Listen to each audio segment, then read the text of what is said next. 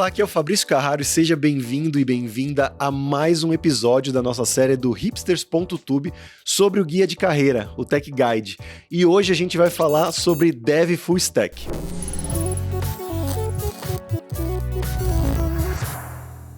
Como você sabe, o Tech Guide, a gente criou ele aqui na Alura para te auxiliar no começo da sua trajetória, no meio dela. Ele é uma sugestão, ele é um caminho que você pode seguir para uma área determinada. Aqui a gente vai ver sobre Dev Full Stack, mas tem para várias outras áreas também. E ele não é o caminho, ele é um dos caminhos que você pode fazer. E que você pode, por exemplo, exportar o nosso guia lá no techguide.sh, botar no seu Google Sheets, botar no seu Trello, botar no seu Notion e ir analisando o quanto você está evoluindo na sua carreira, né? Você começou no nível 1, no nível 2, no nível 3, que é o nosso Dev in T, né? Ele está estruturado dessa forma do Dev in T. A gente começa, tem uma parte mais profunda, que é onde a gente recomenda que você se especialize, né, para ser um profissional, uma profissional dessa área, e tem também a parte ortogonal lá em cima, que você está vendo aqui na tela, que são habilidades secundárias, mas que também podem ser muito importantes, e geralmente são muito importantes para você se especializar, especialmente se você for em um nível mais alto, um nível mais sênior, ou pleno ou sênior na sua carreira. E para esse papo aqui sobre Full Stack, eu trouxe 3 convidados muito especiais aqui, começando com a Juliana Moazei, que é instrutora na Alura e criadora do Tech Guide de Full Stack. Como é que você tá, Juliana? Ai, tô bem. A responsabilidade não é só minha, né? Não, eu ajudei bastante, mas é um trabalho em conjunto que a gente faz aqui na Alura, né? Inclusive, dá pra mandar PR pro Tech Guide? Com certeza. Ele é um repositório, ele é open source, né? O nosso repositório tá aberto, você pode fazer um PR, a gente vai dar uma olhada, a gente aprova se valer a pena, se tiver de ok, a Juliana vai aprovar lá. Pode ser eu. Mas, bom, tô bem, é um prazer estar aqui como sempre. E vamos ver se a gente consegue aí contribuir, né? Com formação, enriquecer aí o caminho de estudos, né? Porque é bem difícil, né? Muita coisa para estudar, a gente se perde, é normal, a gente tá aqui para ajudar. Eu tô aqui também com o Daniel Reis, da Heart Developers. Como é que você tá, Daniel? Pô, cara, tô bem. Prazer estar aqui de novo. A gente vai trocar uma ideia legal. Sou um ótimo full stack, né? Faço de tudo um pouco. Não sei se é bom, mas a gente tenta, né? E tô animado pra conseguir trocar uma ideia com vocês hoje. E eu tô também com a Carol Tequita, que é youtuber e também é dev iOS lá na Riot Games. Como é que você tá, Carol? Tô muito bem, é um prazer estar aqui participando desse bate-papo. Querer contribuir com a galera aí sobre como é se tornar um full stack. Eu acho que eu sou um full stack raiz, que já trabalhei com um monte de linguagem na minha vida. E acho que é legal dar esse guia para quem tá começando, porque é justamente uma carreira que mescla vários nichos ali, tem muita coisa para estudar, né? E bom, começando no nível 1 do Tech Guide, no nível 1 de profundidade aqui, nessa parte mais profunda do T, a gente começa vendo vários nomes conhecidos, né? Principalmente do pessoal de front-end. Então a gente tem aqui card de HTML, né? Fundamentos, de DOM, de JavaScript, CSS. Então, trazendo isso aqui para vocês, eu quero primeiro destrinchar o que é o Full Stack, né? O que é esse nome Full Stack? O que ele significa? Cara, pra mim eu vejo como uma pessoa que sabe um pouco de tudo. Ele domina, ele é uma pessoa generalista, mas ele tenta sempre puxar para um lado mais específico. Ou seja, existe o full stack, que é uma pessoa mais focada para front, uma full stack mais focada para DevOps e tudo mais. Então, ele é um conjunto de todas as habilidades, só que puxando mais para o lado que ele gosta.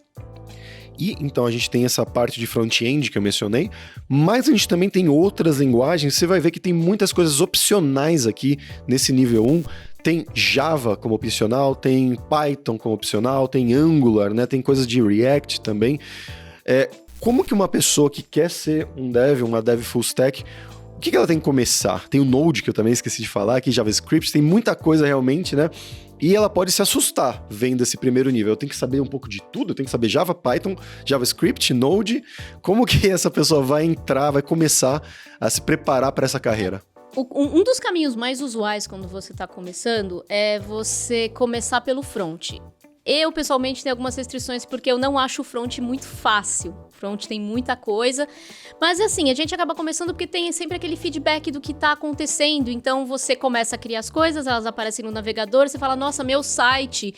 E é muito mais tranquilo nesse aspecto. Por outro lado, o front tem algumas dificuldades. Tem toda a parte de você lidar com o navegador em si.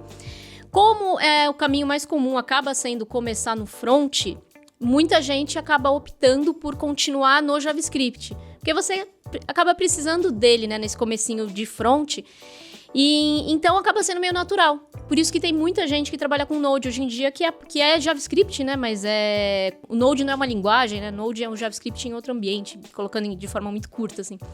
Mas por isso que o Node acaba sendo uma opção natural para muita gente que começa dessa forma. Foi a forma que eu comecei também. Começa pelo front lá, aprendendo ali a criar suas páginas estáticas, depois vai descobrindo os frameworks, e aí, eu não gosto muito de tela, eu quero ver outras coisas.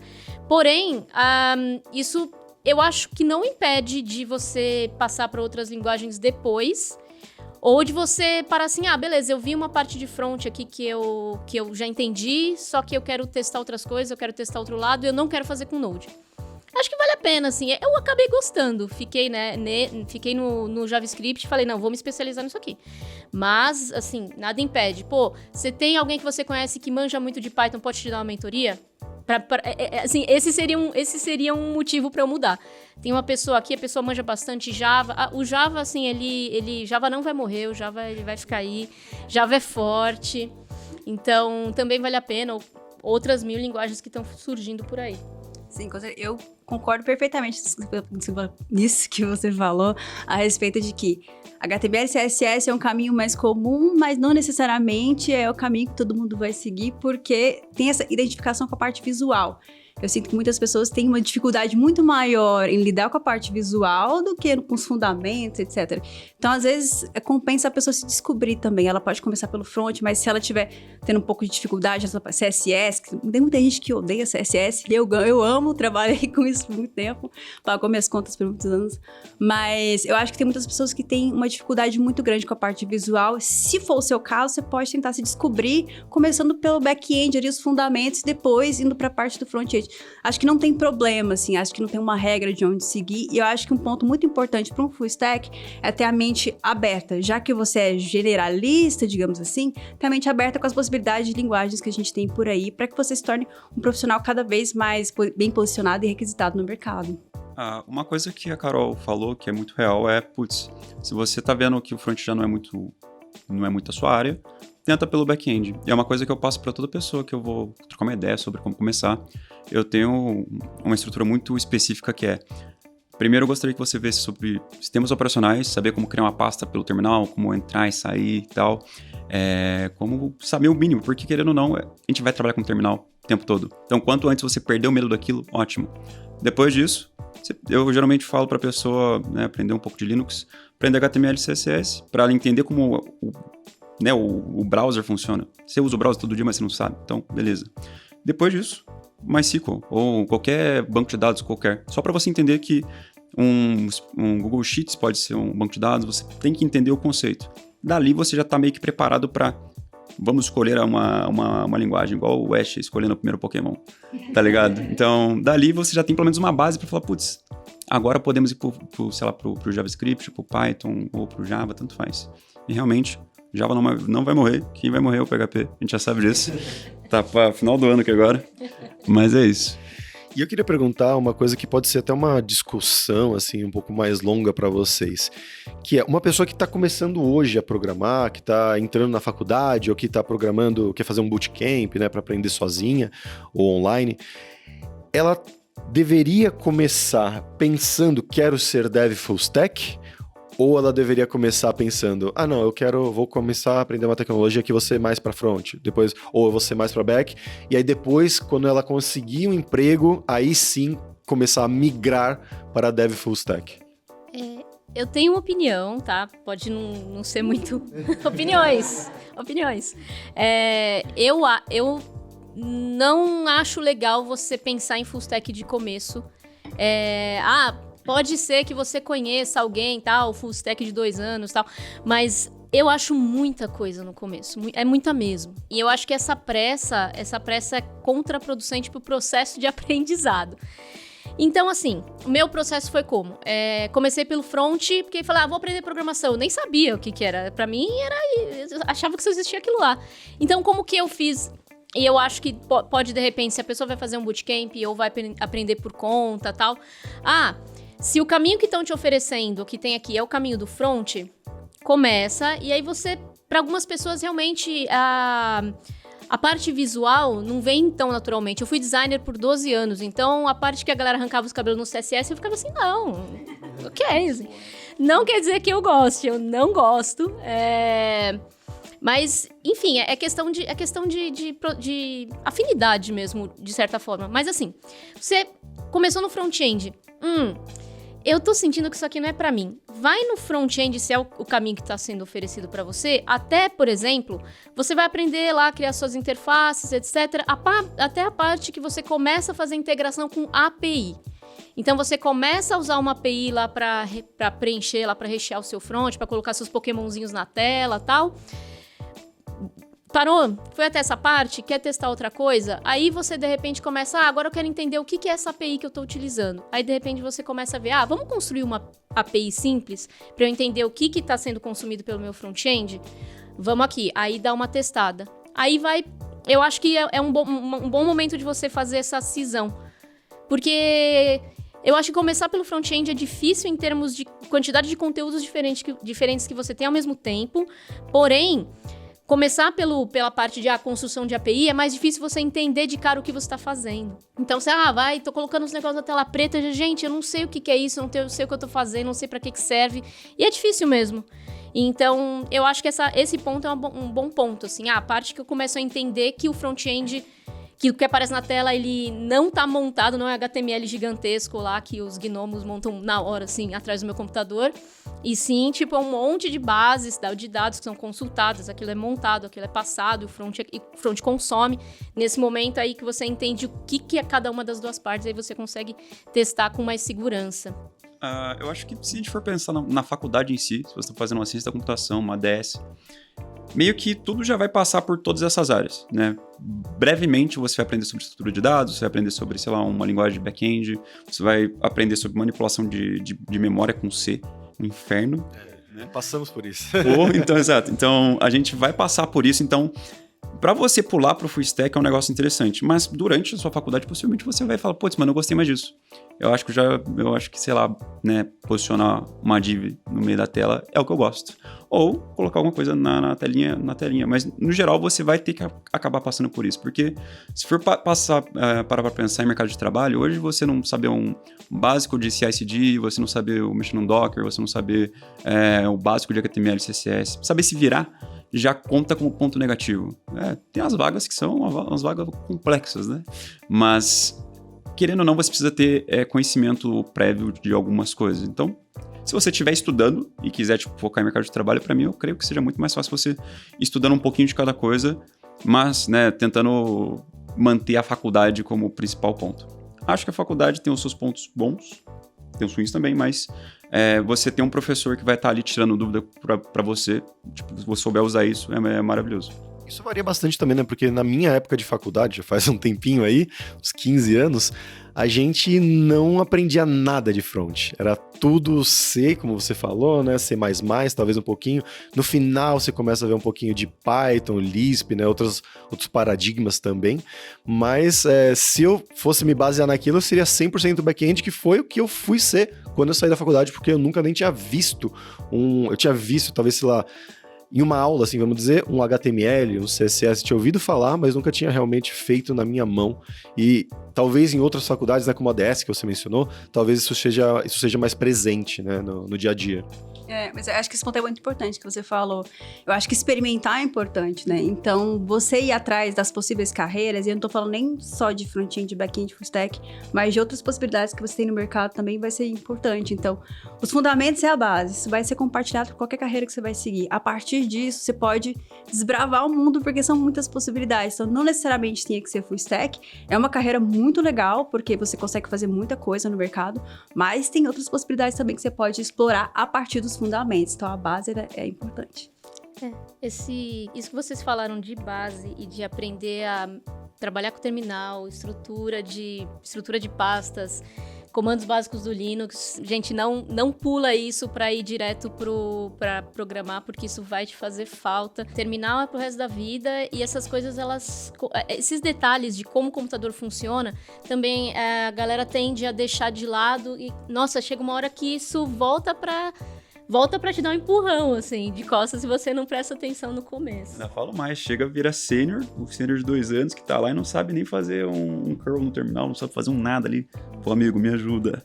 Tipo, cara, é importante você dominar a base muito bem. Tipo, eu conheço gente que tá no mercado de trabalho, sei lá, 10 anos e não sabe explicar o básico do protocolo HTTP. Louco, tá ligado? Então, isso, geralmente, a galera que tá iniciando seria muito bom de estar estudando. E é parte de fundamento, é parte que cai em entrevista de emprego, a galera sempre pergunta a diferença de put e patch. A maior parte da rapaziada trava, tá ligado? Não é a mesma coisa? Será por quê? Mas, enfim, é muito importante. E voltando aqui um pouco para a parte mais do front-end mesmo, a gente tem um card aqui que é o DOM. Como é que você brinca com o DOM? O que é o DOM? Você tem DOM? O dom existe a perseverança, né? E as 2 forças em combate. Quem quiser falar aí sobre o dom... Regaço. Quem vai dar o primeiro passo aqui? O dom foi o que eu... Engraçado, E aí vem isso que a gente tava falando de fundamento, né? Vamos começar aqui a fazer front-end, tá aqui, meu site, e aí começa a fazer seus HTML, fazer seu CSS, bolinha que pula, tal. E aí, quando eu precisei entender esse fundamento, que é o DOM, aí isso aí me fez muita falta, porque quando você começa a entrar nas bibliotecas, porque hoje em dia a gente não consegue fazer mais nada em front com JavaScript, pelo menos que eu saiba, sem as bibliotecas. Ou React, ou o Vue, ou Angular, e tem acho que umas que entram mais, né, ali pelas beiradas, e você não consegue fazer mais nada sem essas bibliotecas, e essas bibliotecas... Elas são muito diferentes de trabalhar do que se você trabalhar com JavaScript padrão, né? Então, esse conhecimento de como as coisas são renderizadas no navegador, de que forma que as informações realmente são montadas, né? Como é que o navegador interpreta o código e coloca ele na tela, que é basicamente o que a gente está falando aqui, né? Do Document Object Model. Falei certo? É isso, né? Como ele funciona, que ele faz como é que o código ele é transformado numa forma que o navegador consegue colocar na tela, isso aí, e de que forma que as informações, né, cada parte da sua tela ela é montada e ela é acessada. Isso aí faz muita falta quando você tem que entender como trabalhar com o navegador, porque 15 anos atrás, por exemplo, eu estava falando da faculdade, o front ele deu um salto bizarro, assim, por exemplo, de quando eu comecei a usar a internet a primeira vez, que é no tempo lá do site do Space Jam, assim. Foi naquela época lá. Internet cinza. Exato. Aquele GIF, né, do site em construção, esse site contém frames e tal. Então o negócio deu um salto absurdo. Então, hoje em dia, ainda mais, você tem que fazer, por exemplo, micro operações, micro coisas, né, em partes da sua tela. Então, assim, sem você entender como funciona o navegador e como o navegador renderiza as coisas, aí você vai ter muita dificuldade em trabalhar com as bibliotecas, eu acho. E trazendo um outro tópico aqui também é muito importante, principalmente nas linguagens de back-end que a gente está vendo aqui, né, as opcionais como Java, como C#, enfim, outras também. A gente tem o card de conceitos de orientação a objeto, que... Isso me assustou um pouco, eu confesso, quando eu comecei a estudar isso na faculdade. A gente teve Java também, que é aquela primeira vista de, ok, eu sei que eu quero criar um objeto carro, que carros têm pneus, carros andam, é sempre a mesma explicação, né? Mas se vocês puderem elucubrar um pouco sobre isso, sobre o que é e como uma pessoa deveria abordar o ensino, o aprendizado de orientação a objetos. Tá. Primeiro, vamos entender que a orientação a objetos é um paradigma, certo? Então, as linguagens de programação que usam isso, você pode ter o mínimo de entendimento caso você já saiba como funciona o contexto geral, o que é uma classe, o que é uma herança, o que é uma propriedade de uma classe, uma função. Então, entenda que se você entender como criar um pseudocódigo, né, de uma classe, entender a abstração do que é, você vai conseguir programar em todas as outras linguagens. Logicamente, o que vai mudar de uma para outra é a sintaxe. Então, ela vai ser escrita de diferentes formas e vai ter algumas outras regrinhas que vai variar. Mas, orientação a objetos, no geral, é como você transforma um objeto animado e inanimado no mundo real para um ambiente de programação. E isso, eu acho que começou com C#, com Java, não lembro, faz muito tempo isso. Nem pá. História, vou ficar devendo. Mas utilização também. E isso é uma coisa que você vai ter que ver, porque geralmente, se você está estudando por fora ou pela faculdade, você vai acabar esbarrando no Java. Em qualquer faculdade hoje, você vai passar por Java ou C#. O PHP também, mas o PHP ele é multiparadigma. Você vai ter que fazer uma classe, você vai ter que fazer alguma coisa, você vai ter que implementar algum comando, você vai ter que criar um carro, fazer vários desses exemplos simples. Só que a ideia é que você entenda o porquê das coisas ali dentro. Por que você está citando uma propriedade como privada, ou como pública, ou como protegida? Por que você está fazendo uma herança ali? Por que você está fazendo uma interface aqui? A hora que você entende o porquê das coisas e o porquê que isso é importante, já expande tudo. Eu vi que, inclusive, no guia de Full Stack, a parte do Solid, que é o acrônimo de 5 regras, ele tá para um outro cantinho. Eu acho que é importante a pessoa entender, já que vai ter o tópico de orientação a objetos em si, passa por esse Solid. São 5 regras, 5 princípios, para você aprender como usar a orientação a objetos do melhor jeito possível. Você pode reaproveitar as classes, você pode reaproveitar interfaces, vai ser algo muito mais dependente de interfaces do que das classes em si. Então você consegue fazer múltiplas implementações de coisas que podem ser trocadas a certo ponto. Então é bem interessante. Mas, no geral, orientação a objetos vai passar na vida de todo desenvolvedor. Até mesmo se você trabalha com JavaScript. Infelizmente, tá lá, vai ter que aprender, vai ter que fazer. E tem um ponto que eu acho muito importante, eu fiz um conteúdo sobre isso.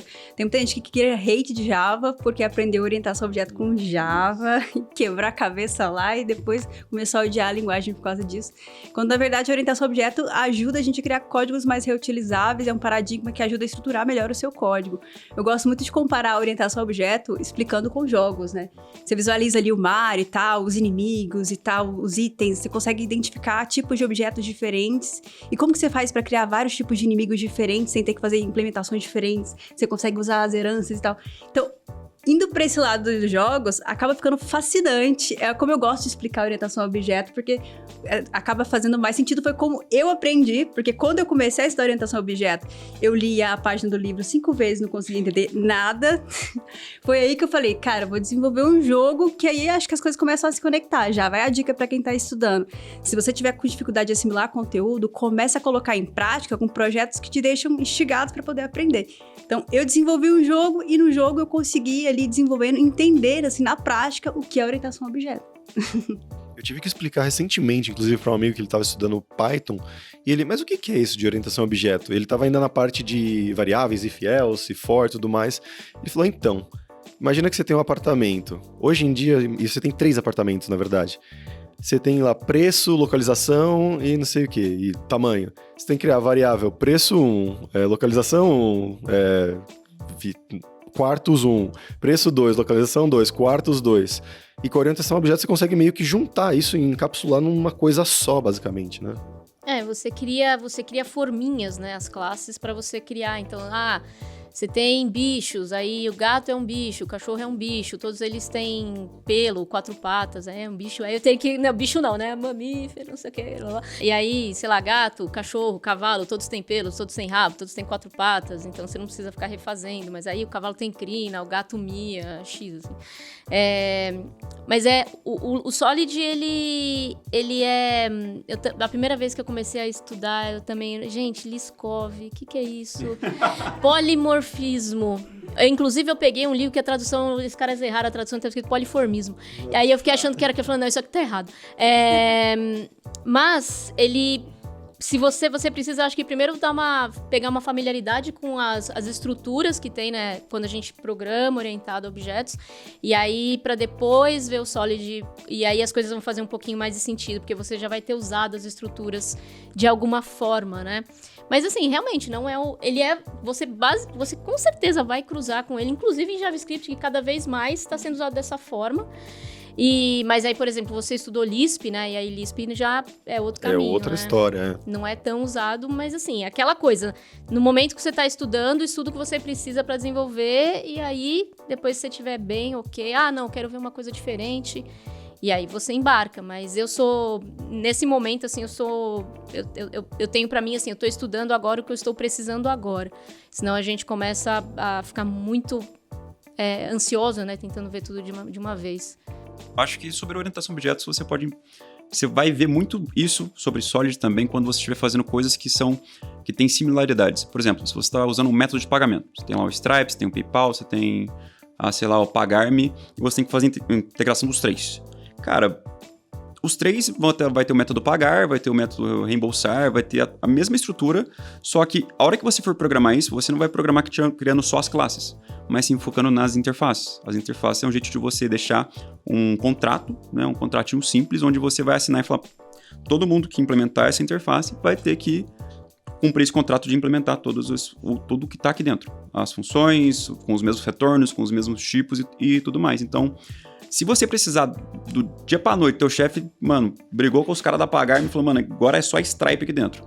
Você só vai lá, cria uma nova classe e troca uma chavinha. Você não vai ter que reescrever toda a estrutura.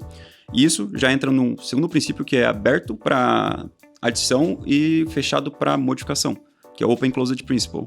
E a mesma coisa pode ser quando você vai alugar com o Google, com o Facebook, com o Instagram, com a Apple. Tudo isso é a mesma coisa, faz parte de um mesmo ambiente. Então, o Solid ele vem para tentar fazer a sua vida ser um pouco mais simples e não tomar esporro do teu chefe porque tu tá demorando demais para reimplementar algo. É para você fazer a implementação de um jeito mais fácil e de um jeito estruturado. Só que, mano, dica, coração mesmo, não faça engenharia desnecessária quando a implementação é simples. Se você sabe que o negócio é um só, o resto da tua vida, não esquece a interface, faz o negócio de boa, faz de boa. O que eu mais vejo a rapaziada pegando nisso é tipo, mano, nossa, eu vou deixar tudo orientado à interface.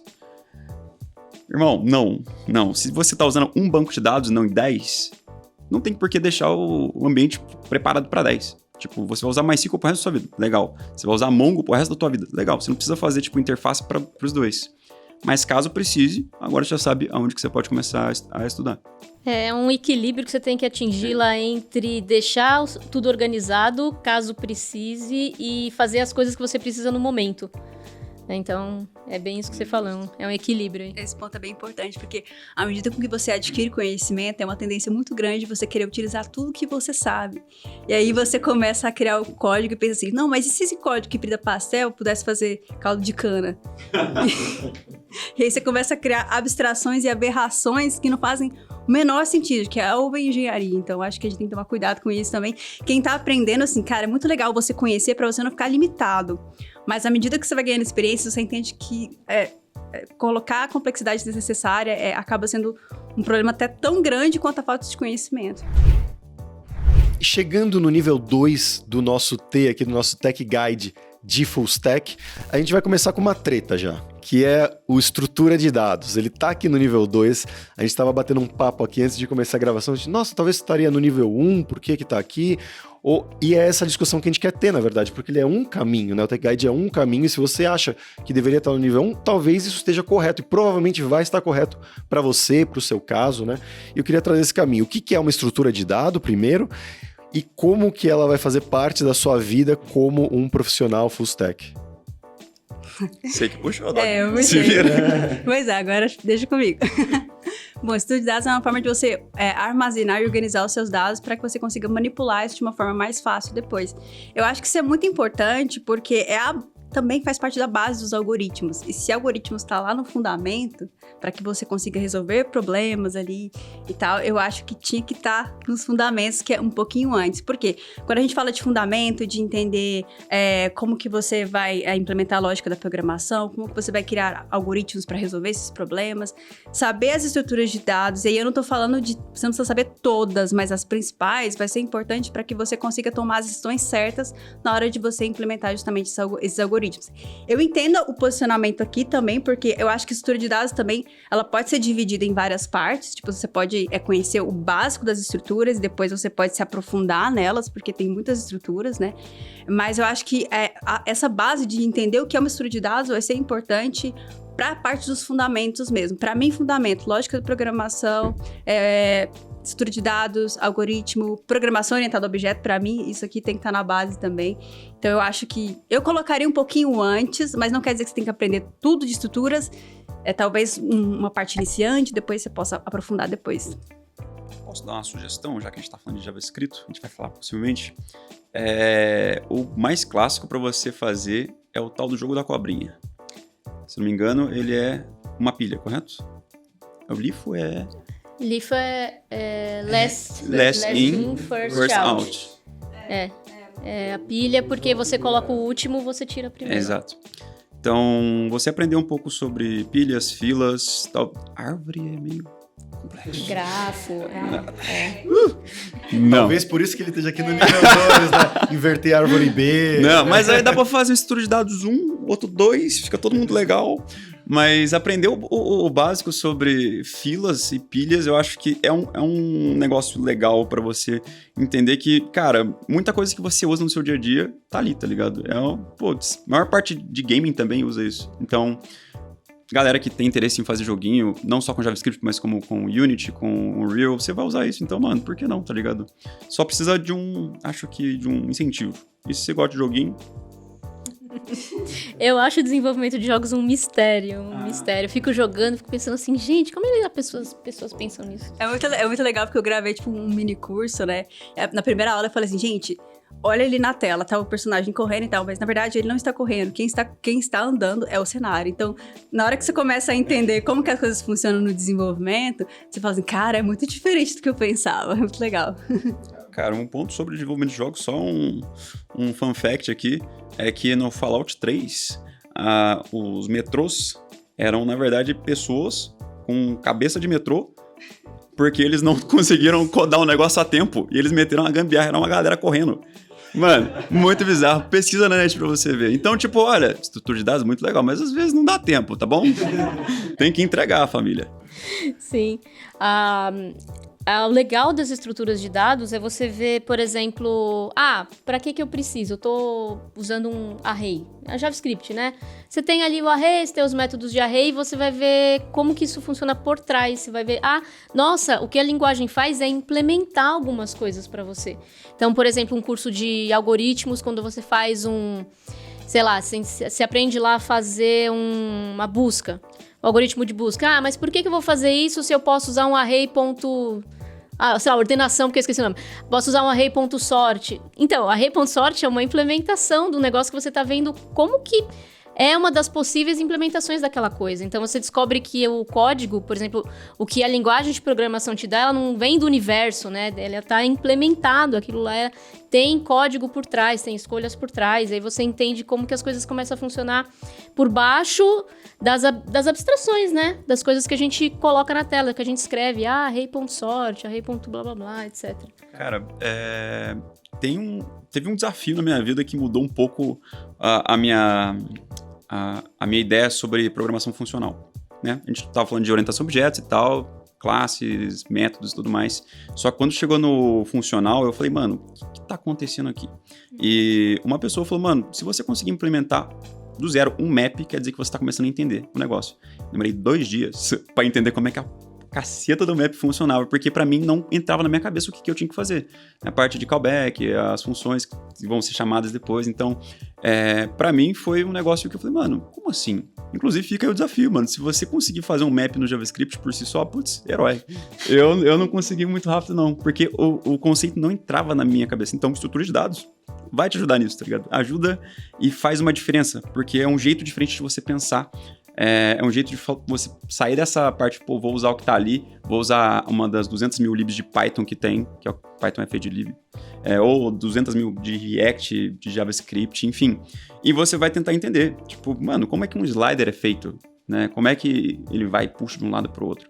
Então, entra a estrutura de dados também. E isso é uma coisa muito interessante que você trouxe, uma sugestão muito boa, né, de você tentar implementar em casa mesmo esses métodos, essas listas, enfim, pilhas de estruturas, e também para os conceitos que a gente viu anteriormente, né, o DOM, por exemplo. Eu lembro que tem um vídeo do Mário Souto que vai estar aqui na descrição, que ele implementa um Virtual DOM do React na mão. É um excelente vídeo. Eu recomendo esse vídeo para todo mundo que eu dei aula síncrona, e quando chegava a parte de React eu falava, assiste esse vídeo aqui. Valeu, Mário Souto, você está nos nossos corações. Herói nacional, cara. Sim, herói nacional. Esse vídeo é realmente excelente, excelente. E cai nisso que você estava falando, né? De tentar fazer uma coisa do zero, né? Que aí você realmente entende o que está por trás, como vocês mencionaram. E entrando um pouco mais a fundo no nível 2 ainda, a gente tem um card aqui que é muito interessante, que essa coisa eu admito que não existia na minha época, que veio depois, mas que é muito útil, eu entendo, né? Que é a questão de callbacks, de promises, de future e tudo mais, que a gente vai ter no JavaScript, né? Mas vai ter em outras linguagens, né? Foi se espalhando pelo mundo. Como é que funciona isso? Pensa que quando a gente fala de callback, é uma função que chama outra função. Então, isso é até um desafio se você for fazer a parte do map. Já fica a dica. É literalmente sobre isso. É uma implementação de uma função que chama uma função. E o que vai ter na segunda função é literalmente o que você quiser. Então, pensa que você está fazendo um map, e no map você vai ter que passar o que vai ser feito, qual vai ser a regra para você mexer naquele dado ou fazer alguma coisa. Isso, você tem que ter uma ideia muito bem de como você vai estar abstraindo. Que essas funções podem, ou fazer o que você quer, ou jogar tudo pro alto porque você errou alguma coisa, porque vai ser uma função que vai chamar uma outra função, que vai chamar outra função. E já abre o parênteses aqui pro callback hell. Não. Please don't. Mas, vão ser funções. No final, é paradigma funcional. Sim, e é legal porque aí é uma totalmente... A gente tá entrando em outro paradigma mesmo, né? Sim. Que isso é parte muito importante do funcional. Mas a parte de promessas aí entra na parte de assincronicidade, assim, aí a gente pode ver como é que as outras linguagens lidam com isso. O JavaScript tem a forma de lidar, então tem promessas com then, tem async await, async await também tem no Python. Mas é a forma de lidar com duas coisas, né? Com como que seu código que tá ali, o seu, ele vai lidar, né, com outros códigos que ele vai ter que lidar de outros lugares. Então, preciso fazer uma conexão com um banco, mas essa conexão, ela não é imediata. E quando a gente fala que uma coisa pode, não é síncrona, não é muito rápido, já não é síncrono. Muito rápido já não é ali. Então, como que lida com isso e como que as coisas que estão sendo processadas, como que elas entram no... Por exemplo, o JavaScript tem a forma de lidar com esse processamento assíncrono, né, que vai colocando as coisas lá no loop, né, que a gente chama. Elas vão sendo processadas. E assim, na parte do JavaScript é interessante você entender como funciona. Para você trabalhar de forma assíncrona, né, esperar as coisas acontecerem, receber a ordem que elas vão chegar, porque a ordem que o processamento é feito, dependendo da ordem com que os processamentos vão sendo colocados na sua pilhinha, isso impacta no seu resultado final. Então, se você vai receber a resposta, né, o retorno que você está esperando. Então, como a gente trabalha hoje com trocentas mil instâncias fora da nossa aplicação, você vai se conectar com o banco de dados, você vai conectar com a API de pagamento, blá, blá, blá, blá. Então, essa parte de entender como que a gente processa coisas de forma síncrona é que é importante. É por isso que a parte de promessas, né? Promessas é o nominho que o JavaScript dá, né, para isso.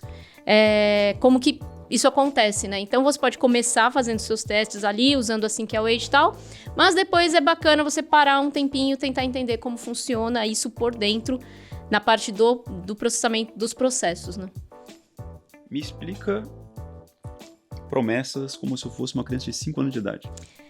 Eu amo fazer essa analogia. Então, pensa assim, você entra no supermercado com a sua mãe, e aí você vê uma coisa que você quer, lá você vê o seu chocolate surpresa, e aí a sua mãe fala assim, na volta a gente compra.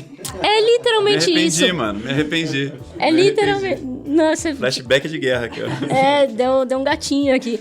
Porque essa é literalmente a situação que acontece quando a gente tem uma promessa. É uma promessa literal. Então, aquilo pode acontecer ou não pode acontecer. Só que você tem um intervalo ali de tempo em que isso está indefinido e você não sabe qual vai ser o resultado da promessa. E nesse meio tempo, por exemplo, então vamos dar um gatilho aqui de vida adulta.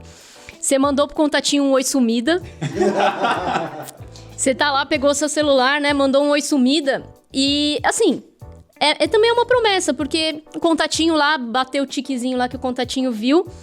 Só que assim, entre o contatinho ver a sua mensagem e responder, isso pode acontecer ou não. E você não pode ficar parado ali. Quando a gente trabalha de forma síncrona, você esperar a resposta do contatinho é literalmente você esperar sem nem respirar. Você tá ali você tá preso ali num espaço intercalado. Nossa, onde o tempo parou. Tá maluco. E isso é o síncrono. O síncrono é quando você fica ali sem nada. Tipo, o tempo parou pra você e você tá ali enquanto o contatinho não responder. Seu contatinho pode não responder. Pode visualizar e não responder. Aí tem o famoso then e o catch, né? Lá no JavaScript. Tem então, o then e tem o async await. O then Aí, então, eu não vou entrar nesse assunto porque a gente começa a falar then / async await. Eu prefiro trabalhar com async await, que eu acho que o código fica mais limpo. E você evita o inferno de then, né? Pessoal, a melhor explicação de async await da internet nesse vídeo aqui. Manda pro seu contatinho, ó. Manda aqui, tá bom? Sim, comunicação assíncrona, né? Entre você e o contatinho ali, você tem uma promessa pendente, que realmente é o termo que a gente usa. Enquanto o contatinho não responde, é uma promessa pendente. Você pode ali falar, deu um timeout aqui, não vou mais esperar meu contatinho responder. Gerou gatilhos em todo mundo. E a promessa pode se resolver com sucesso ou com fracasso, que é o caso do chocolate surpresa. Se sua mãe sair com você te arrastando do supermercado e não comprou o chocolate surpresa, a promessa, ela se finalizou com falha, né? Eu esqueci o termo agora. E se no final ali, sua mãe falou, pega ali o chocolate e passa no caixa, a promessa se concluiu com sucesso. 200, ok. Que tem a ver com HTTP também, né? Sim. Que é um card que tá aqui em cima também, na parte mais ortogonal. Exato. E tem outro card aqui também que é muito importante, no começo também, que aí também vale a discussão, né? Nível 1, nível 2, mas ele é muito importante, que é a parte de manipulação de erros, exceptions e tudo mais, né? Porque pode dar um erro o seu código não vai ser perfeito, né? Às vezes ele dá erro. Então, qual é o papel dessa manipulação e das exceptions? Bom, pensa que você vai ter cenários previstos no seu código onde você espera erros. Só que, como você falou, a gente vai esperar, mas logicamente não é a prova. Pode ser que o servidor caia. Ninguém espera que o servidor caia. Isso é um erro. Vai tentar fazer uma requisição, vai voltar 500, azedou. Então, você vai fazer as exceções, né, para falar, pô, mano, se chegou nesse ponto aqui do meu código, infelizmente, ele vai dar uma falha, eu vou lidar com isso de um jeito diferente, eu posso fazer um log, eu posso tratar com uma mensagem se for um API e tudo mais. Então, é tudo o que você está prevendo. Aí, não sei, eu já vi uma discussão na internet que, principalmente a ideia do try-catch, né, como você lida com esses erros, é um anti-padrão, né? Eu não sei se vale a pena entrar aqui, porque, em tese, o seu código ele tem que seguir um fluxo e ponto. Você tem que deixar tudo pronto para que ele não tenha esse tipo de erro, mas se você for parar para pensar, na maior parte das aplicações hoje, você está dependendo de sistemas de outras pessoas. Está fazendo uma integração com um banco um método de pagamento, alguma rede social, alguma API de fora, então o seu você pode até garantir, mas o dos caras lá é foda. Então, enfim, eu acho que é mais a ideia de você mapear os seus cenários e saber o que pode dar errado ou não. Uma coisa que eu aprendi quando eu tava começando é que erros não são pokémons, você não precisa pegar todos. Então você vai... A parte do estudo, né, de trabalhar com erros, é você ver aonde que você precisa colocar as suas bolinhas, suas pokébolas ali, não, aqui eu acho que eu preciso capturar esse erro, porque a gente não quer que o resultado final seja você... o Google, gente, quando o Gmail dá problema, que aparece um negocinho amarelo ali. Alguma coisa deu errado. Eu tô vendo que alguma coisa deu errado. É isso que a gente não quer. Exato. Sherlock Holmes. Porque no final tudo pra tela, né? Pra quem? Pro usuário, pra usuária. No final é o que a gente tem que ter em mente. Por mais que você esteja lá atrás ali do processo, o resultado final é o que importa. Passa por todo esse fluxo aí desde ali o dado que está sentadinho ali no banco esperando até a hora que ele aparece na tela. Então, tratamento de erro é legal, é importante e passa por aí você entender onde que você tem que colocar, quais são os erros, assim, como que eu... quais são inclusive as mensagens. A mensagem precisa ser clara para quem está desenvolvendo, usando sua aplicação, por exemplo, né? Tá usando trocentas mil APIs externas e a API também tem que ter o tratamento de erro para, se você estiver usando e der alguma coisa errada, você entender o que está acontecendo. A mesma coisa para o usuário final. Eu acho bem fundamental. A gente falou de assincronidade e tal, que você tem dependência de outros sistemas, então faz total sentido a parte de erros agora para você tratar, já que você não consegue garantir o funcionamento desses sistemas. E pensando na experiência do usuário, é fundamental o tratamento desse erro, justamente porque você falou que é um feedback para o usuário em si, não só isso, é uma maneira de você também ter estratégias no seu código para lidar melhor com isso. Por exemplo, eu posso, em determinado tipo de erro, eu posso tentar de novo, eu posso fazer alguma ação diferente, tipo limpar a base de dados porque está corrompida, alguma coisa nesse sentido, para poder continuar o meu fluxo. Então, sabendo os tipos de erros, eu consigo tratar melhor e garantir uma melhor experiência no fim das contas. Se a gente tá brincando com a parte mais visual, né? Poderia ser, inclusive, manda essa tela pra pessoa, né? Tipo, não tá com contato. O Google, né? Você mencionou o Gmail. O Google tem isso, basicamente, né? Que quando a gente tá sem conexão, tem o joguinho do dinossauro ali, que acaba sendo um tratamento de falta de conexão. E para tentar evitar deixar o usuário em um cenário meio que inesperado, que não tem jeito dele sair dali, né? Então, se você entender esse tipo de cenário, para que você não chegue nele, né? Exato. E se chegar, o que acontece? Porque o erro vai vir, assim, em algum momento ele vem. Um ponto muito importante também é não só o usuário, mas como o desenvolvedor. Então, por favor, não peguem a exception padrão do sistema e saiam atacando em tudo. Criem as exceptions baseadas na exception padrão. E uma dica legal que eu estou usando bastante, eu aprendi no passado isso, nunca me parei, é usar o Design Pattern Factory para você criar as exceptions dentro da própria exception, só que o nome da função, ela vai dizer o que a exception faz e você passa parâmetros baseado no que você precisa.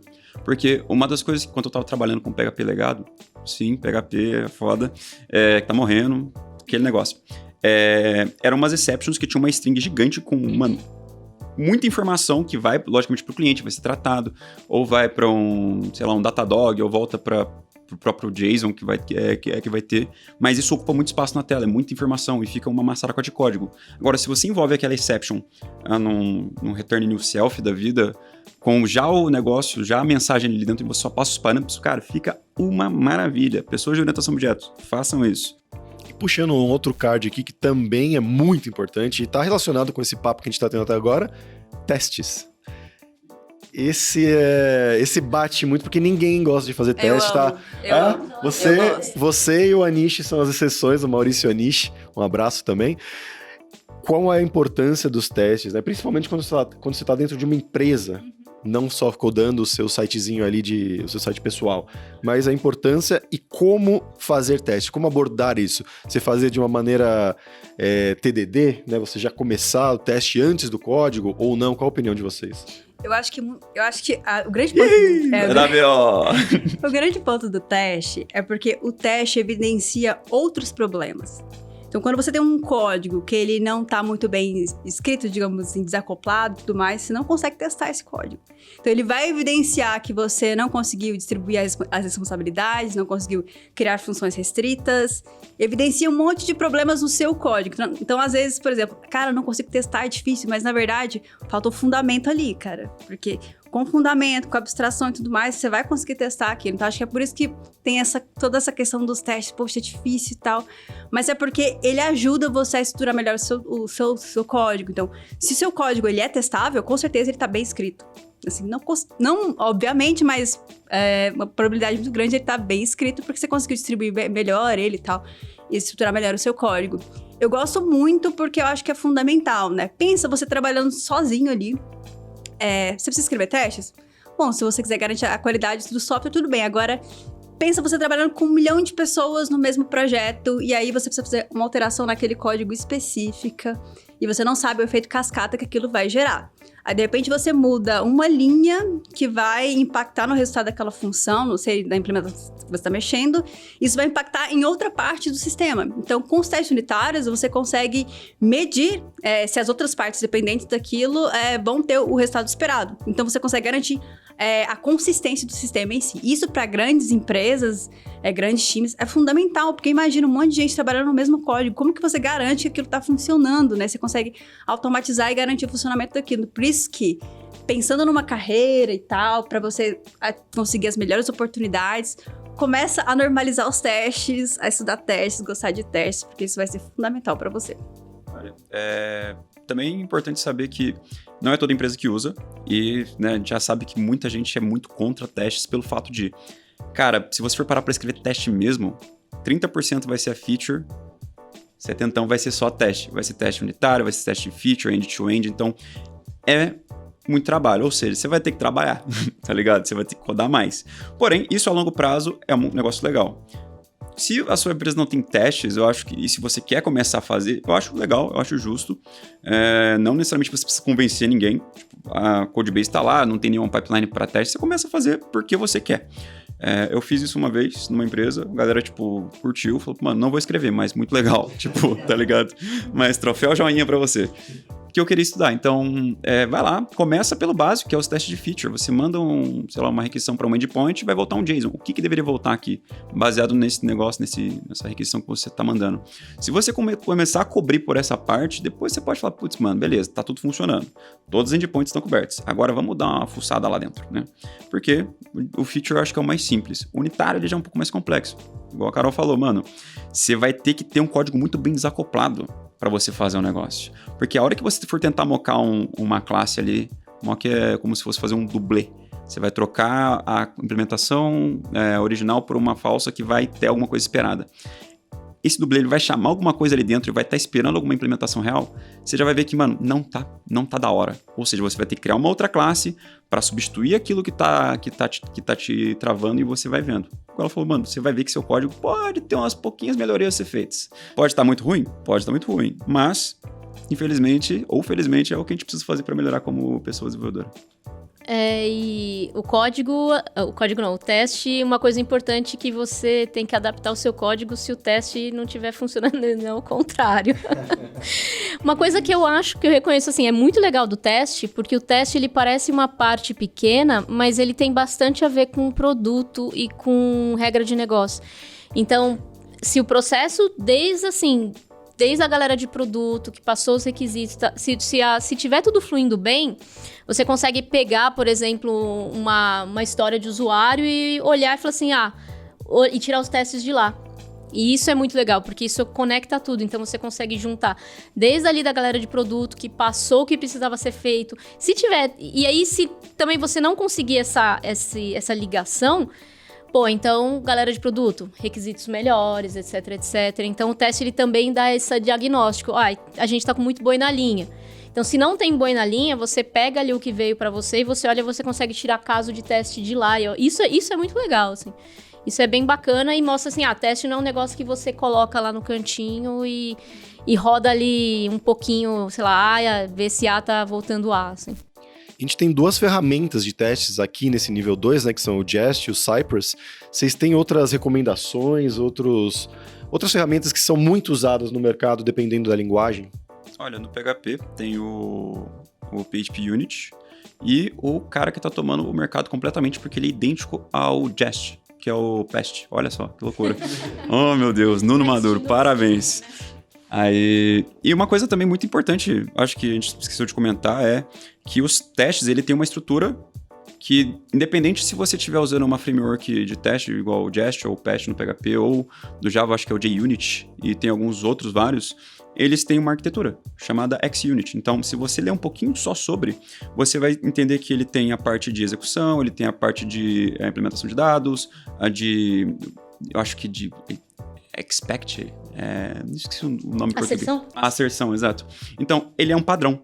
A partir do momento que você aprende o padrão, do mesmo jeito que você aprende o paradigma de banco de dados, ou do mesmo jeito que você aprende o paradigma de linguagem de programação, de teste é a mesma coisa, vai ter as mesmas features. Então, é muito interessante. Então, cara, independente, dá uma olhadinha, depois compara tudo o que você achar.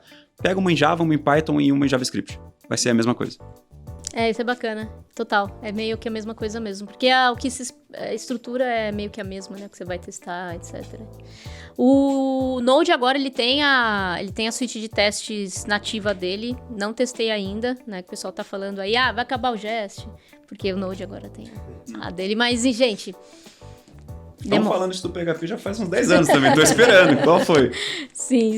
O Cypress, ele é para teste end-to-end e tal. E o Jest, ele é específico aí pro querido JavaScript. Chegando no nível 3 aqui no nosso Tech Guide de Full Stack, a gente começa a ver já umas coisas que são muito usadas, muito pedidas no mercado, né? Principalmente nos últimos tempos aí. Queria começar aqui com o GraphQL, ou GraphQL, pessoal que prefere em português, e o Apollo Client, né? Eles mexem ali com a parte de APIs, com a parte de REST. Mas como você usa ele? Para que ele é usado no dia a dia?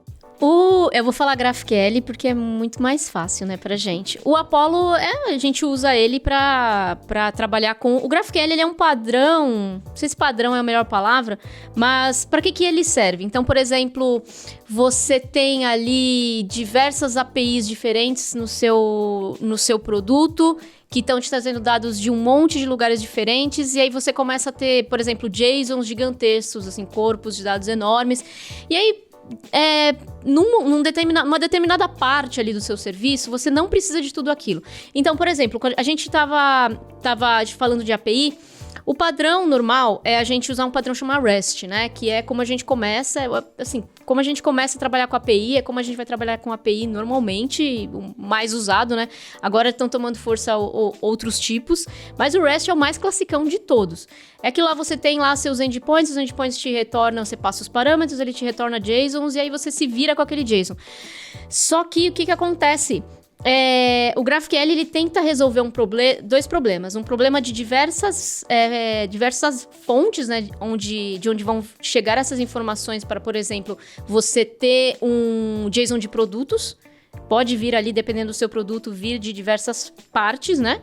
E você tem essa sua API sendo consumida por diversos clientes. Então, você tem não só desktop, você tem celular. Celular também tem aquele problema, celular às vezes tem limite de dados, então, coisa que a gente acaba no dia a dia, quando a gente tá lá no computador esquecendo, mas que é importante, né? Quantos dados estão sendo trafegados, precisa de tudo. O GraphQL, ele vem para resolver esse problema.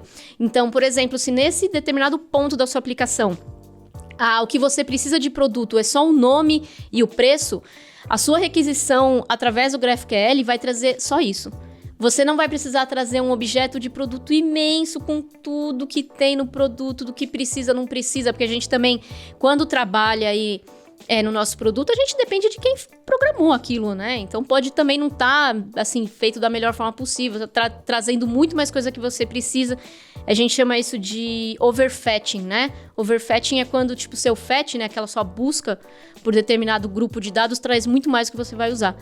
E é nesse contexto que o GraphQL trabalha, para resolver isso aí. Então, se você quer só nome e e-mail do seu cliente, é só isso que o seu fetch vai trazer, só nome e e-mail do cliente. Você está parametrizando a sua chamada API, basicamente. Exato, mas de uma forma muito mais completa, complexa, e você consegue colocar muito mais... é muito mais do que você... É parametrizar, mas de uma forma muito mais completa e complexa, né?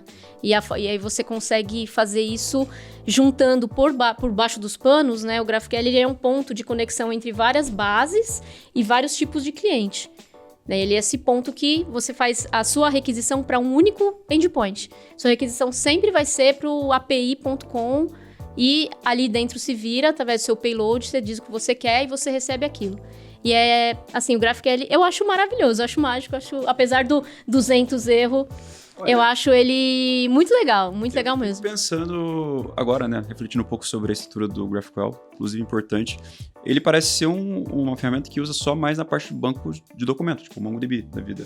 Não, você pode usar ele, esse lance que ele tem de um único endpoint de requisição por trás, você pode usar, por exemplo, o Apollo Client para conectar com diversas outras API REST.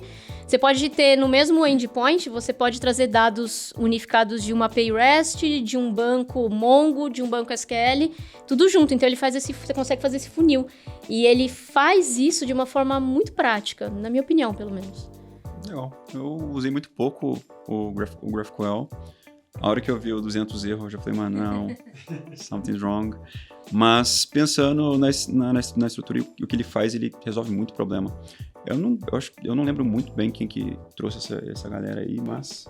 Eu também não lembro. Detalhes de contexto histórico também vou ficar te devendo. Mas, assim, uma coisa que é legal e você pode já fazer... O GitHub, ele tem o GraphQL, ele tem um playground, né, como a gente chama, que é um sandbox, assim, onde você consegue testar o que a API te retorna, o que você consegue fazer. E o GitHub tem aberto um playground deles, que você pode fazer aí as requisições usando o GraphQL. Se você colocar GitHub e API GraphQL lá na sua busca, deve aparecer. Vai estar aqui na descrição do vídeo. Vai estar na descrição do vídeo. Então a gente coloca na descrição do vídeo para Pra aí já ter, se você ficou com curiosidade, já dá aí pra ter fazer uma brincadeirinha. Eu acho muito legal, assim, muito legal mesmo. E o fun fact é que possivelmente tem um vídeo do Mário Solto disso. Então, É possível. E você falou sobre celulares e tal, e desenvolvimento mobile, a gente usa bastante GraphQL justamente para otimizar a questão dos dados. E é uma maneira de você personalizar também o serviço para, assim, que nem você falou, diversas pessoas e equipes podem utilizar e querer informações diferentes daquilo. Tinha uma pergunta que me mandaram que GraphQL não é a mesma coisa de back-end for front-end, que é outro conceito diferente, que é justamente você pegar, abstrair um pouco aquele tanto de dados e trazer uma resposta mais formatada para o front-end. Não é a mesma coisa, mas ele facilita bastante na questão de limpar as informações ali, porque acho que o back-end for front-end vai conseguir trazer mais regras específicas de interface que você pode trazer, assim, abstrair no back-end, mas já é uma abordagem muito legal para quem trabalha com devices que precisam ser otimizados nesse sentido, igual o desenvolvimento mobile a gente usa bastante, então recomendo estudar. E outra categoria que a gente começa a ver aqui são arquiteturas, né? Então, arquitetura de microserviços. Isso traz também o outro card aqui, que é o de containers, aí com Docker, com Kubernetes, né? Esses são os nomes que começam a assustar o pessoal realmente, né? Quando você chega... já tô assustado. em um nível 3 aqui do Tech Guide. Então, como funciona essa arquitetura de microserviços em comparação com o monolito que a gente estava acostumado antes, né? E também como você usa containers, por que um dev full stack tem que saber ou deveria estudar containers e Docker? Tá, primeiro eu acho que ele tá no nível 3, essa parte de containers é uma coisa um pouco too much, né? Eu acho que daria para colocar ele lá na primeira etapa de coisas mais genéricas, porque, cara, se você for entrar no mercado de trabalho, eu vou ser bem sincero, você como dev full stack, raramente você vai estar mexendo com isso, sempre vai ter alguém de SRE, porque hoje, felizmente, no Brasil e no mundo, as pessoas já entenderam que, mano, não dá para deixar a infraestrutura de qualquer jeito. Mano, produtos escalam, pessoas precisam ter todo o controle sobre tudo que está acontecendo, então vai ter alguém de SRE que vai deixar tudo bonitinho para você editar Docker Compose Up e Docker Exec. É a hora que você vai terminar o trabalho, Docker Compose Down, ou Docker... Esqueci. Mas enfim, tá vendo? Docker Compose Down. Exato. Então, cara, é uma parada que, no básico, você tem que entender que ele vai estar emulando um ambiente para você rodar todo o seu sistema do trabalho, onde você só vai precisar acessar uma URL ou conectar no ambiente e começar a programar ali dentro, num ambiente seguro, um ambiente controlado. Então, de básico, eu acho que dá para você entender isso. Se você sentir que, lá na frente, você quer seguir como DevOps, sentiu, gostei muito desse negócio de YAML, de configurar container e Kubernetes, mano, regaça. Mas inicialmente eu acho que vá devagar, porque isso é um tópico bem complexo. Tipo, containerização é um negócio que, vai demorar um tempo pra entrar na tua cabeça, mano. Uhum. A parte do dia a dia, eu acho que sim, você tem razão. Hoje em dia, meio que para tudo que você vai fazer, você acaba precisando usar um Docker de uma ou outra forma. Seja para você, vou pegar aqui uma imagem do Mongo para colocar no meu projetinho, seja para você entrou numa empresa, você vai precisar dele para pelo menos fazer isso, né? Subir um container lá com o seu ambientezinho ou descer um container. Mas isso aí, voltando, a parte que você falou de terminal, de Linux, se você entender bem essa parte, o container ele fica mais claro, fica mais fácil. E aí, nesse momento, é isso aí que você falou. Fica por aí, aqueles comandos básicos de Docker, tal, subir container, descer container, ver os containers que estão parados, parar um serviço, entrar num container. A partir daí, beleza. Se você gostou mesmo, aí manda bala. Kubernetes já tô até ficando arrepiada aqui. Porque de todos os termos é o que eu fico mais bolada até hoje. Kubernetes é um mistério. Por quê? Eu tô precisando estudar agora, né? Então você me deu um gatilho, né? Geralmente é o caso. Ele tá ali com o machado batendo quebrando a minha porta, assim. Toda vez que eu tô trabalhando, ele bota a cara lá e fala assim, Kubernetes, e aí, vai estudar quando? Aí no ponto de arquitetura, eu acho que quando se fala de arquitetura, muitas pessoas se assustam mesmo, porque talvez, não sei porquê, na verdade, mas é porque também faz parte de entender os fundamentos e a parte de arquitetura vai te ajudar a estruturar melhor o seu projeto. No caso de arquitetura de microserviços, é um modelo de arquitetura que te permite estruturar a sua implementação, ali dividida em serviços que são independentes. Então, é uma forma de você desacoplar esses serviços ali do back-end e criar isso de forma independente para que você consiga reutilizar isso. E isso traz maior escalabilidade, você consegue garantir o funcionamento de testes ali individualizados. Não que monolitos não sejam escaláveis, né? Claro.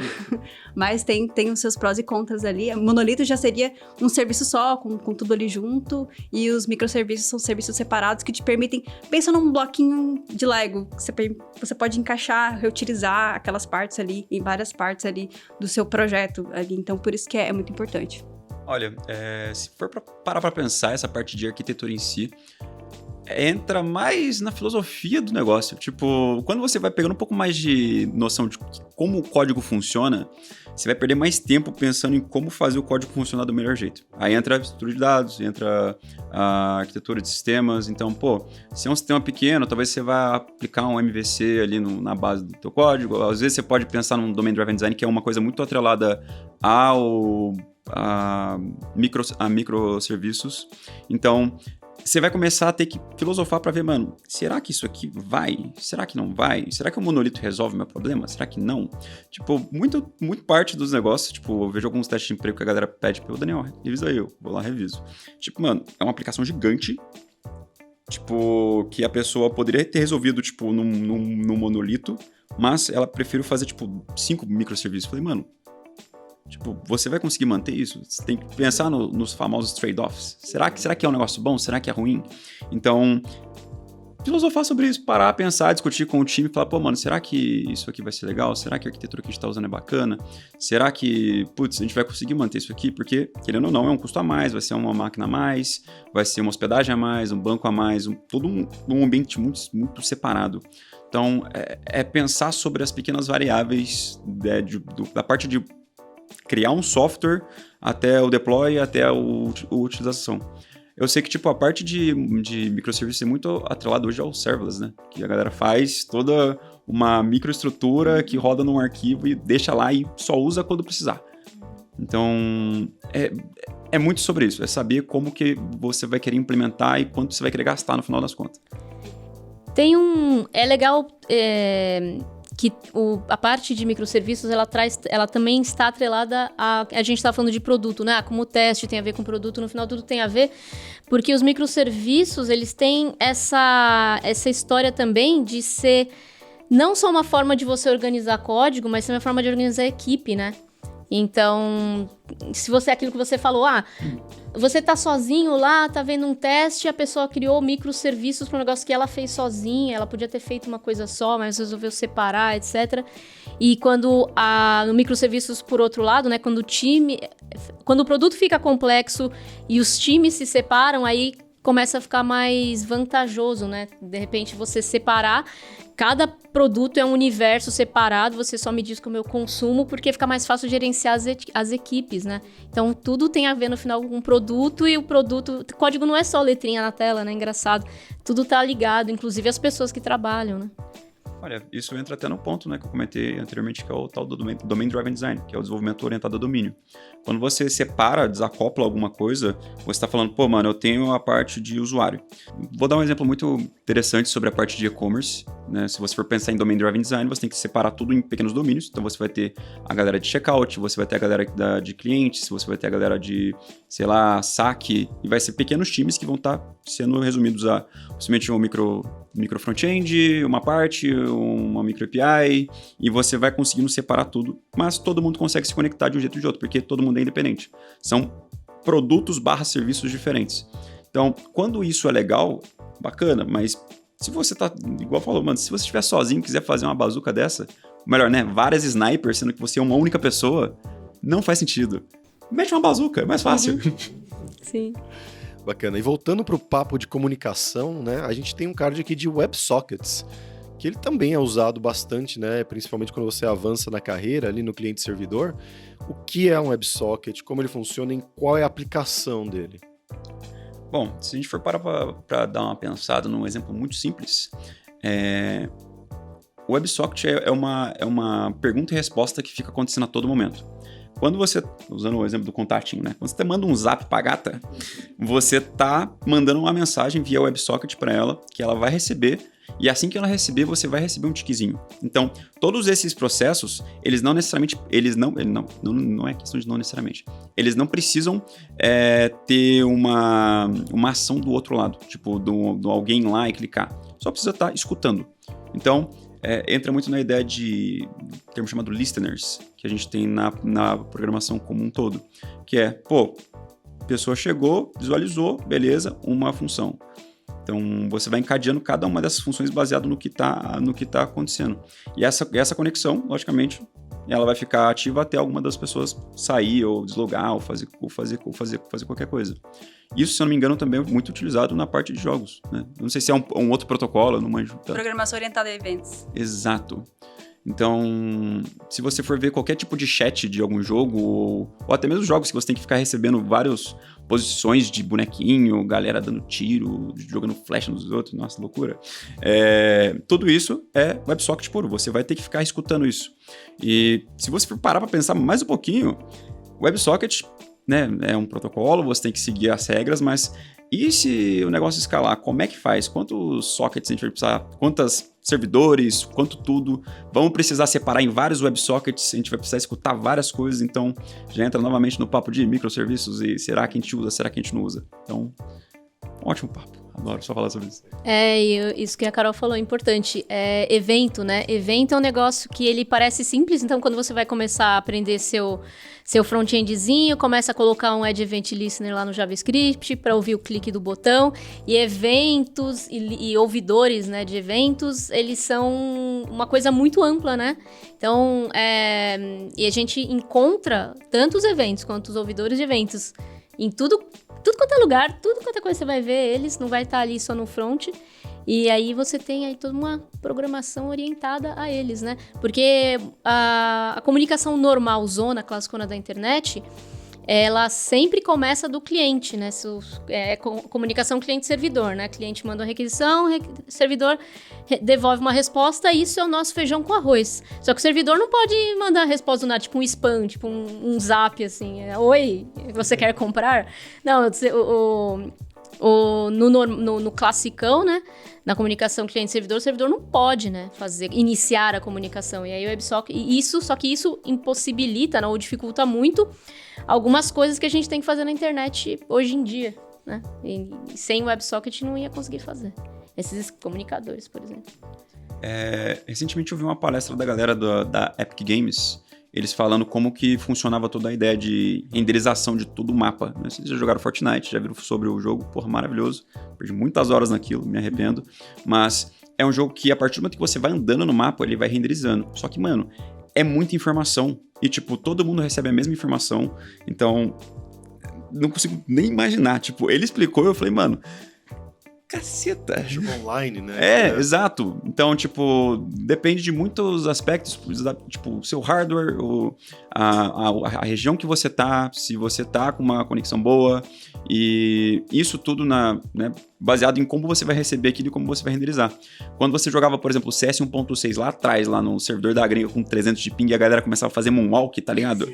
Mano, a galera você tava mandando a requisição, tava demorando pra cacete pra poder chegar, e a galera tava, tipo, esperando. Aí dava um tiro, aí você plup, teleportava. Mas, ainda assim, tava rolando uma conexão. Hoje, né, graças a Deus, aí já evoluímos. Os pings aí estão, tipo, 10 milissegundos, 5 milissegundos, dá pra gente jogar legal. Mas, se você for analisar a parte mais de game, é onde isso mais acontece. Então, estudar um pouco sobre WebSockets, você vai acabar caindo nesses casos de uso. A gente utiliza todo dia, toda hora, WebSockets pra tudo.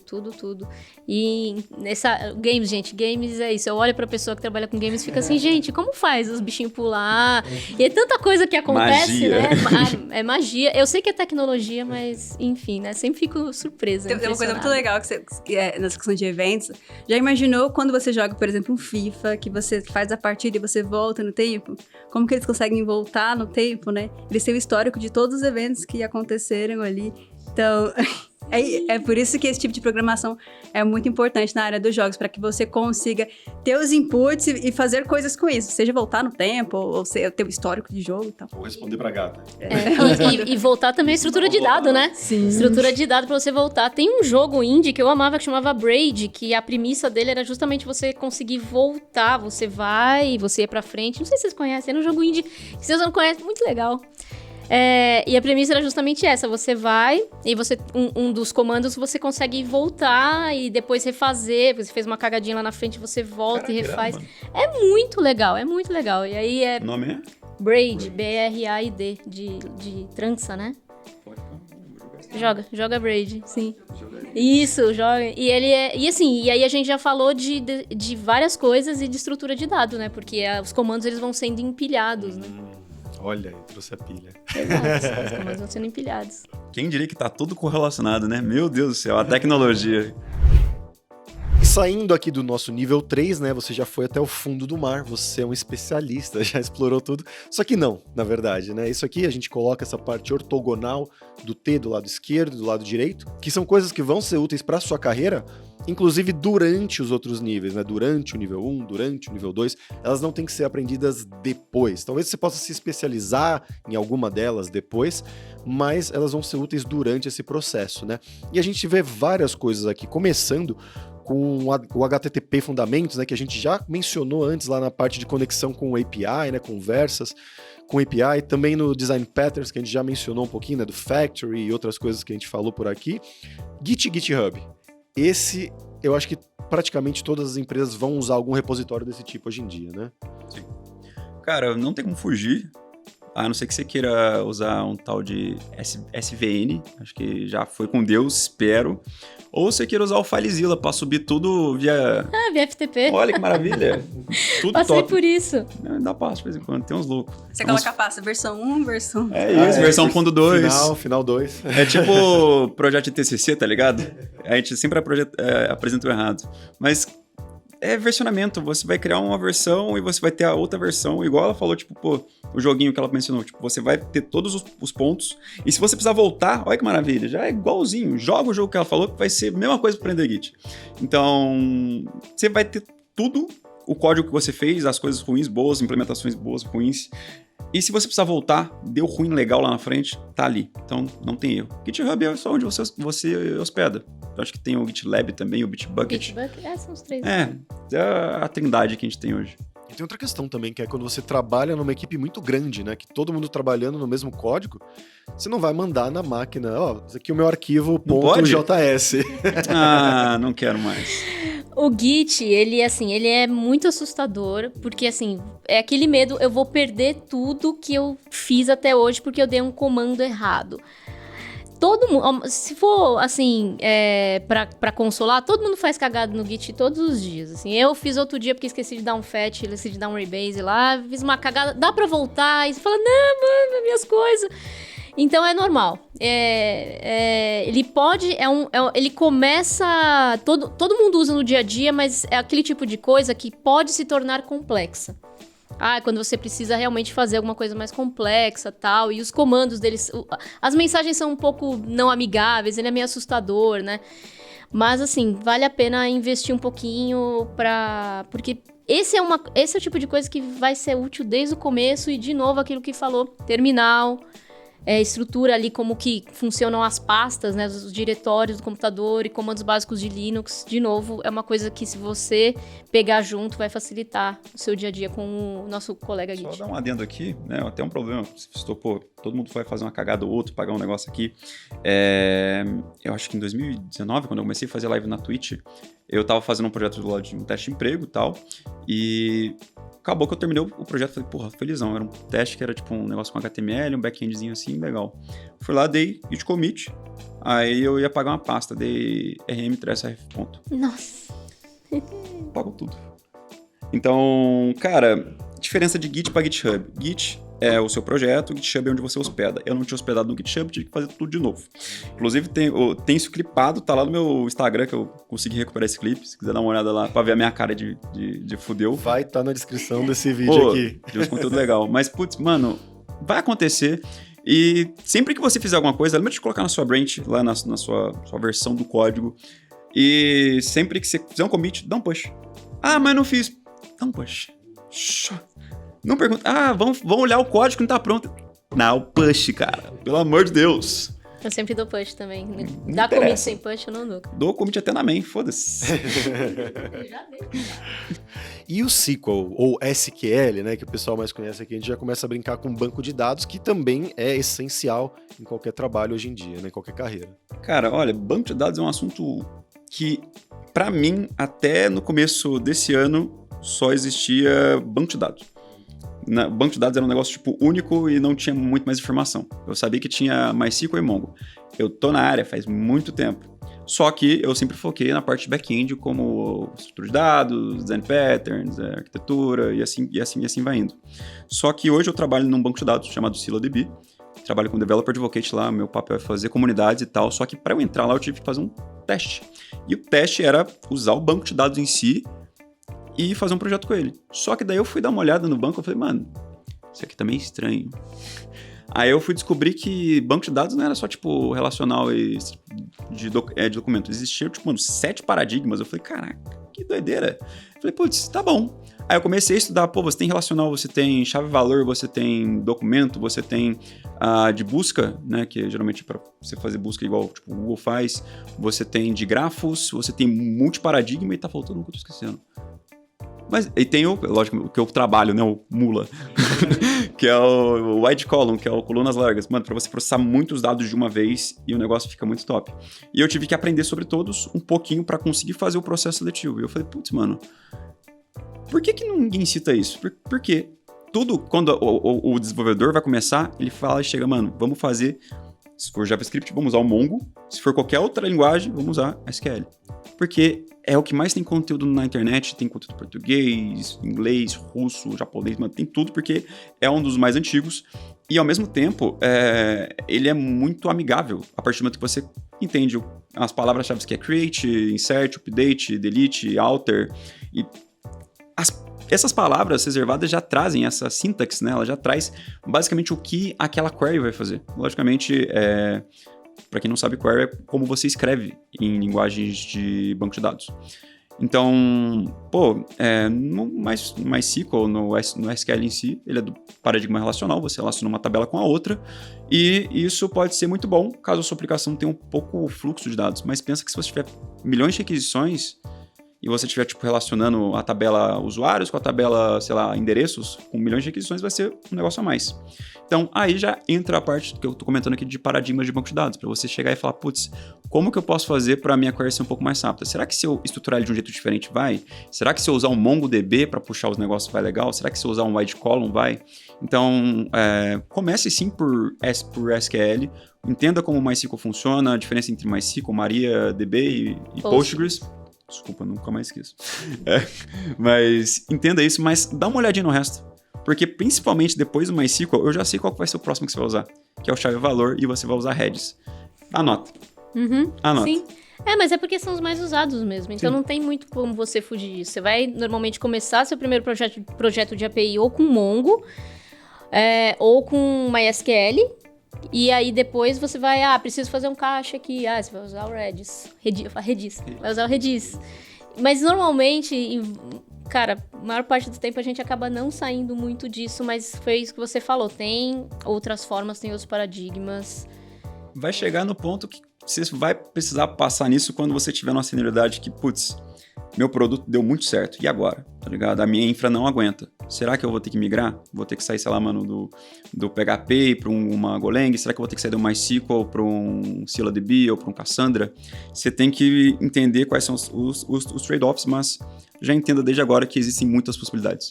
Eu acho que de banco de dados, eu acho que tem uns 1000 porrada. E tem um site muito bom para você dar uma olhada, que é o DB Engine. Esse site ele tem um ranking dos bancos de dados mais usados no mundo. Logicamente, no topo tá quem? MySQL? Mano, é bizarro. E lá você vai ver uma gama de possibilidades de implementações com o que é bom, o que não é. E, logicamente, né, você vai pegar um banco que é muito utilizado, que tem bastante suporte, mas tem alguns bancos que são absurdamente muito rápidos. mas não tem tanta comunidade, não tem conteúdo e não tem como utilizar, a não ser que você pague um cloud da vida. A gente vai chegar nessa parte. É que o SQL ele é muito antigo, né? E a quantidade de dados que a gente gera hoje em dia, assim, não tinha nem como prever. Então, por exemplo, o SQL está sendo usado desde os anos 70, né? Então, é compreensível que para o volume de dados que qualquer empresa de médio porte opera hoje, enfim... É suficiente. Resolve o problema. E não faça igual o Fabrício fez no segundo mês de emprego de fazer um update sem where, tá? Então... ele falou do git rm-rf e eu lembrei do update sem where. Nossa, tô triste.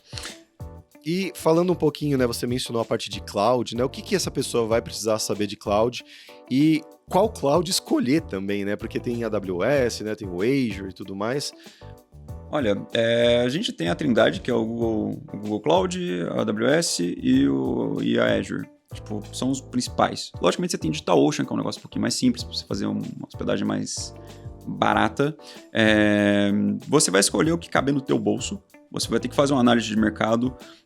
Toda essa galera tem praticamente os mesmos produtos, só com nomes diferentes. Então, tipo, você vai ter a VPS, né? Tipo, na AWS, no Google e na Azure. Então, vai ser os mesmos produtos, só com preços diferentes. Você vai ter que ver região e tudo mais. É entender a sua necessidade. No geral, eu acho que os nomes que vai ficar muito mercado de trabalho é EC2, que é da AWS, que é onde você faz máquinas virtuais, e o S3, que é a parte de... Esses são os buckets, né? Isso. É a parte onde você vai guardar os dados temporários ou os arquivos que são sensíveis da sua aplicação em si. Então, esses dois ali já vai te dar uma gama de coisas que você vai ter que se perguntar e falar, mano, se esse S3 está usando um tal de SQS, por que ele está usando isso? O que é SQS? O que é SNS? Então, esses serviços, entenda já de agora que ele vai ter a mesma coisa no concorrente, pode ser um preço diferente, pode ser uma coisa um pouco melhor, pode ter uma documentação melhor, lembrando que você como pessoa desenvolvedora vai ter que implementar isso, então procure entender qual vai ser o melhor para você, não quanto custo, mas também quanto como trabalho ou retrabalho.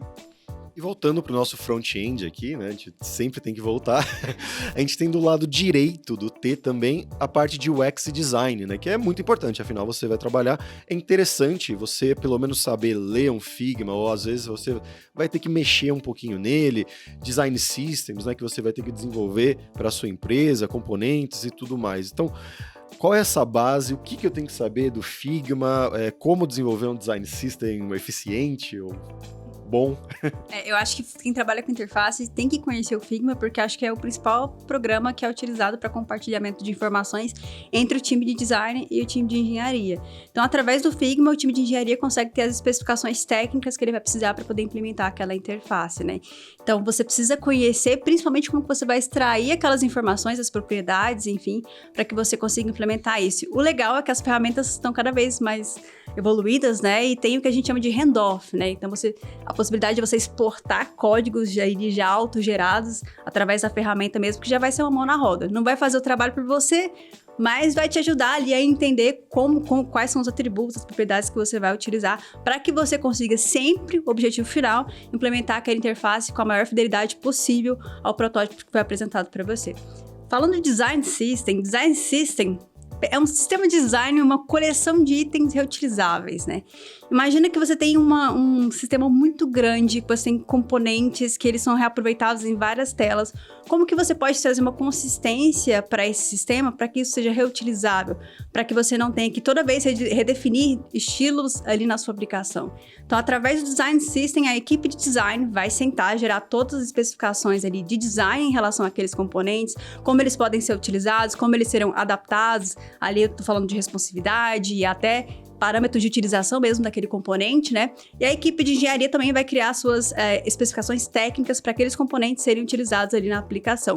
Com tudo isso, você vai ter um componente versátil que ele pode ser reaproveitado em várias partes ali da sua aplicação, que você não precisa toda vez reinventar a roda, implementar o mesmo componente e ganhando sempre consistência. Então, você consegue ter uma consistência muito grande em relação à implementação. Com design system muito evoluídos, você consegue ter o que a gente chama de interface guiada a servidores, né? Que é o... esqueci o nome.